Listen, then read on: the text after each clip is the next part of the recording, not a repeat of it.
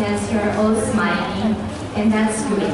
And sa ating mga first-timer, welcome po sa FECC mga kaibigan Jason sa likod po. And yung mga second-timer or third-timer, welcome again sa FECC. And we're so glad that you're here and join us in worshiping the Lord. And I would like to thank also for all of you who came early today. And because you put God first at this moment, and yung priority nyo is to please the Lord. And I thank you for that, and the Lord is pleased too. So let us rise. Let's all rise. And as we open this worship service, let's invite the presence of the Lord. Heavenly Father, thank you, Lord, for this wonderful day, Lord God. Another day for us na kami, Panginoon, ay nandito na naman, Panginoon, na makapagpasalamat sa inyo sa pagbigay mo sa amin, sa kalakasan ng aming mga trabaho, sa lahat ng struggle namin. And we can see, Lord God, that you are with us throughout those struggle. And we want today, Lord God, we give you this moment na kami po ay makapagsamba sa inyo at makakinig ng iyong salita. I pray, Lord God, that you set aside the worries of our hearts, the trouble of our soul, set aside to you and just look on you at this moment to devote this time to worship.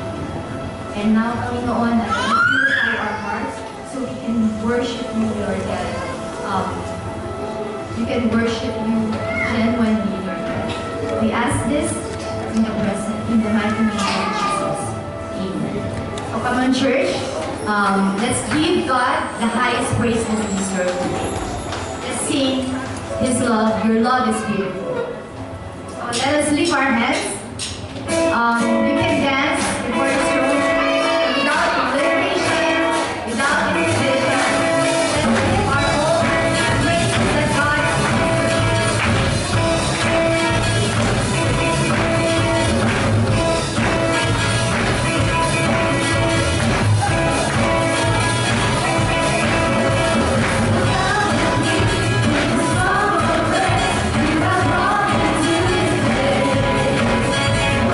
Love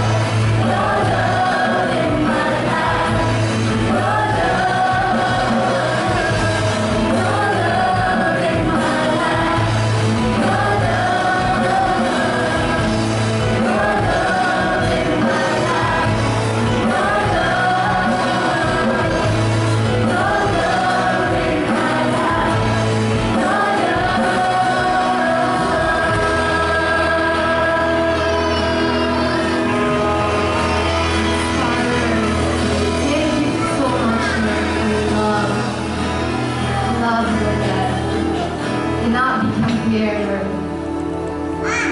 or the other lover that it's from you alone that we find that kind of love. And we thank you for that, Jesus.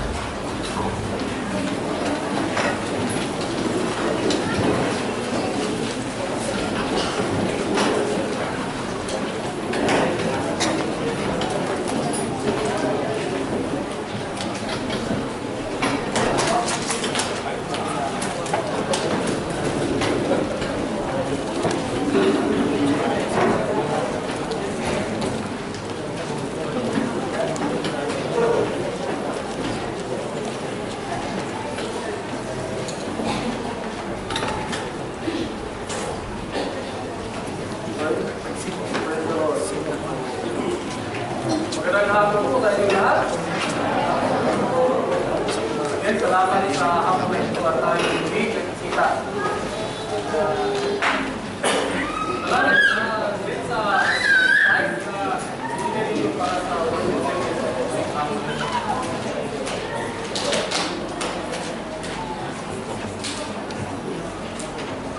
Katapos lang ng tawag natin Holy Week sa Pilipinas, diba? Sabi kayo ito, walang trabaho.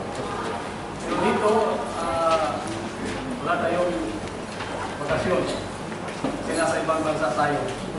Ano ba yung meaning ng isang Holy Week? Ano ba yung kagamitan noon? Simply, it is to remind us, no? To remind us once again. Kasi every year natin sineselebrate yan na meron tayong Diyos na ang pangalan ay Jesus. At kung ano yung ginawa niya para sa atin. So, the title of my message this afternoon is The Good News About Jesus. Meron tayong tatlong pag-usapan na punto. But before that, let us stand as we read the reference text natin ngayong hapon na ito. Sabay-sabay natin nabasahin yung kasaan natin.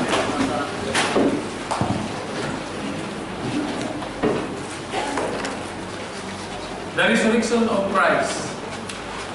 Now, brothers and sisters, I want to remind you of the gospel I preached to you, which you received and which you have taken your stand. By this gospel you are saved. You hold firmly to the word I preached to you, otherwise you have given me. What I received I passed on to you as the first importance, that Christ died for our sins according to the Scriptures, that He was buried, that He was raised on the third day according to the Scriptures. Let us all please be seated.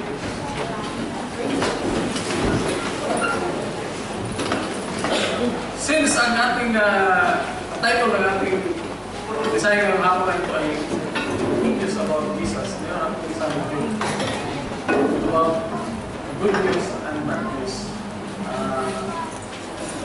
Just to bring the eyes.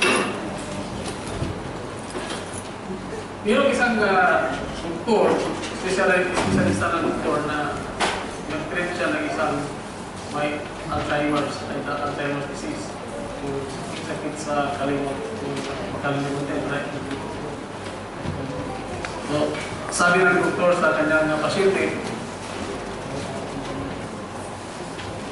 wala nang gamot sa sakit mo.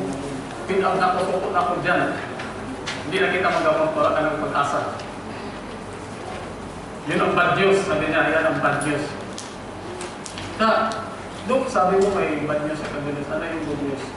The good news is, dudublihin ko yung bayad mo at hindi mo na matatandaan yun kasi makalimutin ka na.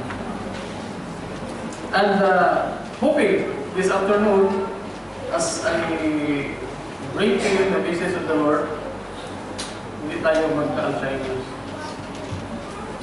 Matatandaan natin yung mga salita ng Panginoon.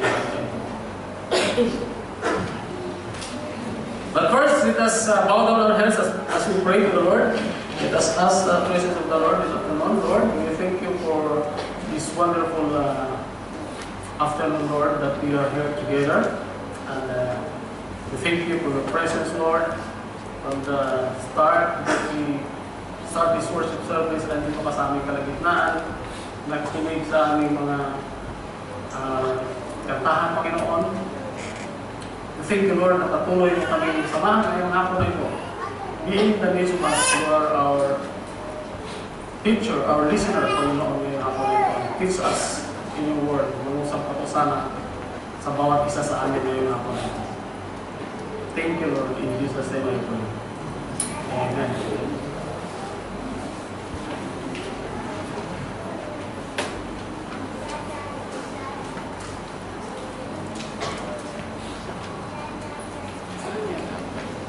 Sa atin pong text reference, okay, yung binasa natin kanina. Meron pong tatlong punto na gusto kong i-discuss natin ngayong hapon ito pag-aralan natin. The good news of Jesus' birth, the good news of His death, and the good news of His resurrection. The good news about Jesus. The good news of His birth. Ang dakilang pagpapahayag ng Panginoong Diyos sa Kanyang mga gawa. Ito ay nakapaloob sa kapanahunan. Sa unang siglo ng Palestina na sinasakupan noon ng Roma. The great revelatory acts of God took place in the arena of history, in the context of time and place. And of course, it is the first century Philistines and the time of the Greek Roman Empire. The person of Jesus Christ and the events of His life, the miraculous birth, His death, and His resurrection on the third day, all occurred. Ito ay nangyayari in an actual events. And it is recorded in the Bible. This one, it introduced the focal point or the pivotal point in redemptive history. We Christians believe, tayo ay naniniwala, na si Jesus was a very real historical figure with an actual birth, a deathable death, and a resurrection that was seen by many others. It was recorded in the Bible and in the history also. It is recorded that there is a town that we can find in the map. That is his birthplace. Jesus' birth is a history of God and man. Ito ay kasaysayan ng isang Diyos at ang kanyang tauhan. And without a doubt, Jesus is the most important figure in world history. Maraming naisulat sa Kanya, siya ay pinag-usapan, pinag-aralan ng Kanyang mga salita sa libro na tinatawag na Biblia. Pinamahagi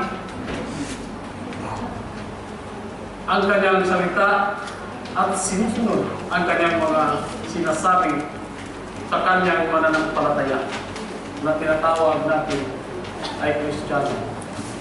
Ito po yun. Tayo po yun, tayo. The birth of Jesus Christ 2,000 years ago, where a baby was born in a manger, in a place called Bethlehem of Judea. A baby whose life was destined to affect billions of people. And how people respond to the Son of God, whom God spoke of, will determine their eternal destinies, or your eternal destinies. The message of good news were first announced by the angels to the shepherds in the field, keeping watch over their flock at night. An angel of the Lord appeared to them.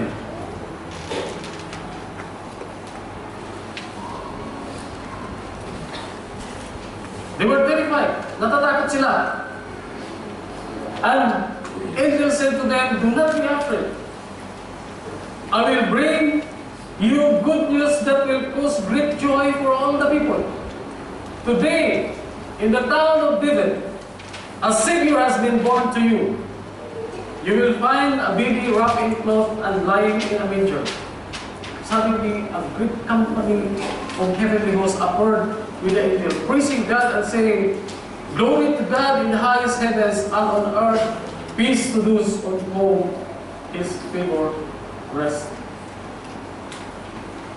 You could still remember, maybe 5 months ago we celebrated Christmas. The message of this birth is a message of good tidings, a message of great love, a message of great joy, peace, and a message of everlasting peace, salvation to everyone who believes. Friends, brothers and sisters, Jesus' first coming was not exactly what the Jews expected on that day. Hindi po yun ang inaasahan nila. The people among whom He was born were poor, despised, having been conquered by the Roman power during those days. Sinakop po sila na Roma, yung Israel kasi dati ay nasasakupan sa Roma, isang kolonya ng Roma. And in the heart of every man is a cry for deliverance. Tayo rin, ano natin ito, ma-feel natin kasi tayo ay kinukolonize din ng Spaniards, ng Americans, ng Japanese. At yung mga ninunok natin, alam natin, di ba? Ang sinisigaw palagi ay, ano po, kalayaan, freedom. And because of that, the first century Jewish people expected the arrival of the Messiah, or ang kanilang tagapagligtas, promised by God as a great Savior of the people. They are expecting for a king that will come down from heaven with all its might, power, splendor, and glory, and deliver them from their captivity. That's why, kung matatandaan niyo, kung sinapunta dito ng Israel, still the Jews are waiting for their Messiah. Because they are expecting that what the Lord promised to them is a king that will come down from heaven with great power, with glory, with great splendor. And it did not come.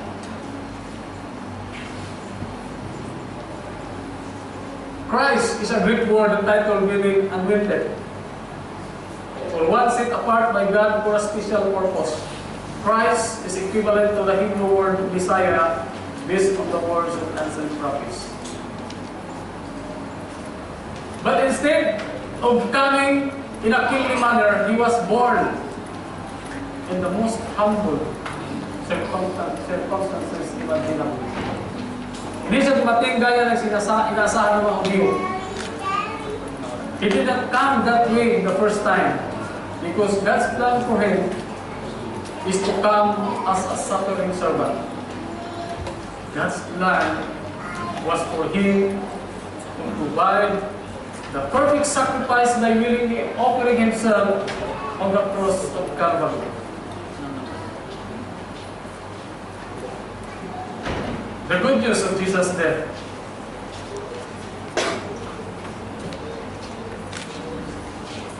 In 1 Peter chapter 18, verse 19, it says, "For you know that it was not with perishable things such as silver or gold that you were redeemed from the empty way of life handed down to you from your forefathers or your ancestors, but with the precious blood of Christ, a lamb without blemish or defect."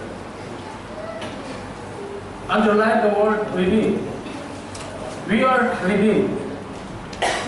If you declare in your mouth, Jesus is Lord, and believe in your heart that God raised Him from the dead, you will be saved according to Romans chapter 10, verse 9. And when someone is saved, in that moment of salvation, Scripture tells us that Christians is redeemed. The word redeemed means to purchase. We still use the term today, mostly with regards to coupons. Yung sa department store ng mga coupons. We redeem coupons, right? But when the Bible talks about redemption, it refers to a purchase that was being made. A purchase that was far more valuable than a little coupon that we get from the department store. Mas mahal pa kung walang kapantay ng coupon na ginigit natin. Because it was a purchase made by the very blood and life of Jesus Christ. Jesus Christ Himself redeemed us. He redeemed you and me. And the price of that purchase was His very life. The redemption that Jesus Christ accomplished through His life, His death on the cross, and His resurrection give us salvation. Ito ay nagbigay sa atin ng salvation. Whoever believe and accept this redemption is saved. Will receive eternal life. We just celebrated His resurrection last Sunday pa, di ba?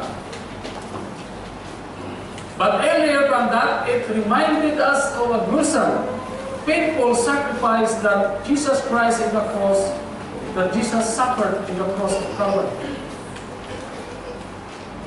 Even though throughout the whole process we know that He had to be in complete physical agony, this statement showed the complete mental and spiritual agony that He was in at that moment. At that moment He gave this statement.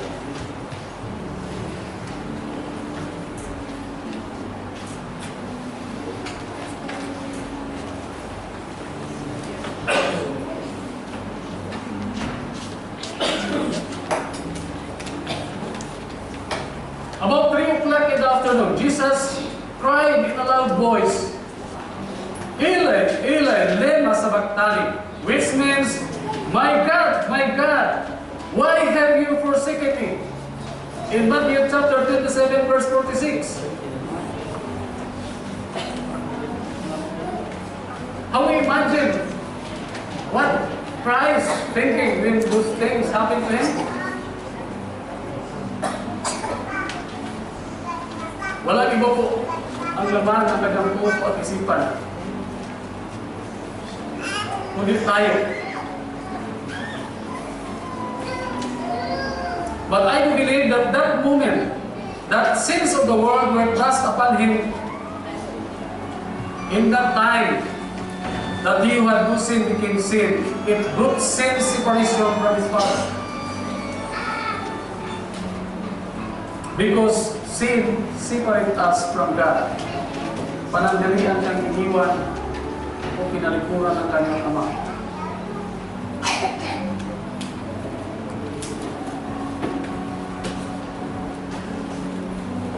In 2 Corinthians chapter 5 verse 21, God made Him who had no sin to be sin for us, so that in Him we might become the righteousness of God. When He cried, Eli, Eli, lema sabachthani, lahat ng mga kasalanan natin ay pinatong sa Kanya. And God the Father, because of His hatred about sin, He cannot look upon His Son. Naging makasalanan dahil sa atin.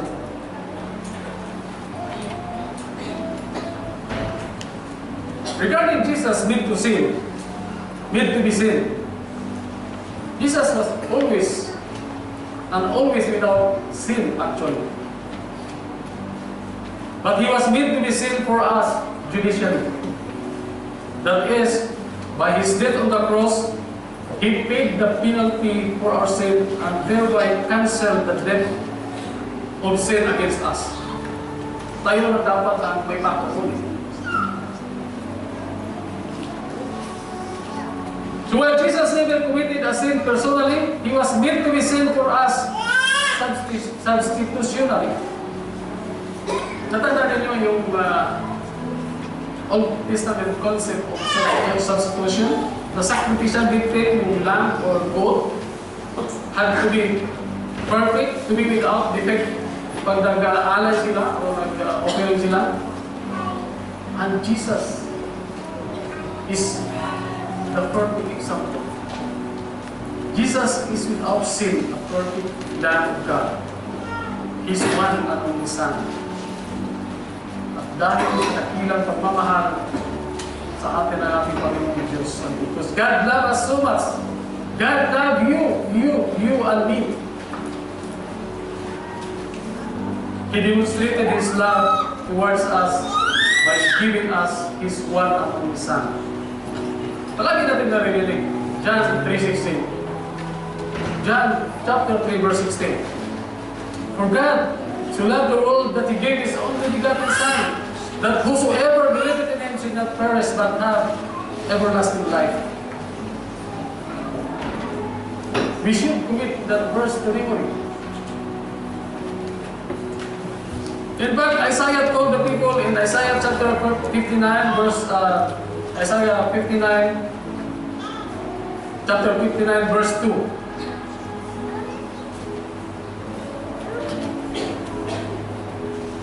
But your iniquities have separated you from your God.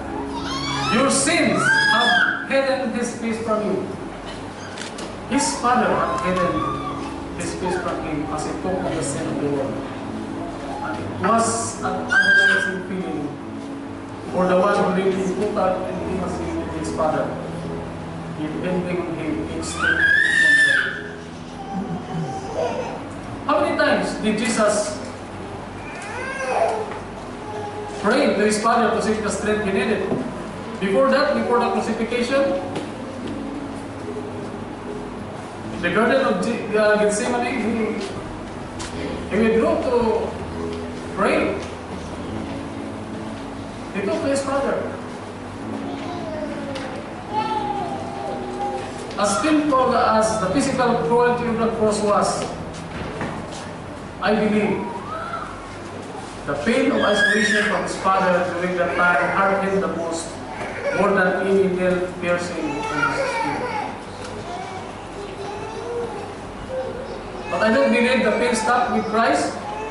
Can you imagine how it was hard to the Father who had torn away as His Son clinging on the cross and paid the price for us, paid the price for our sins.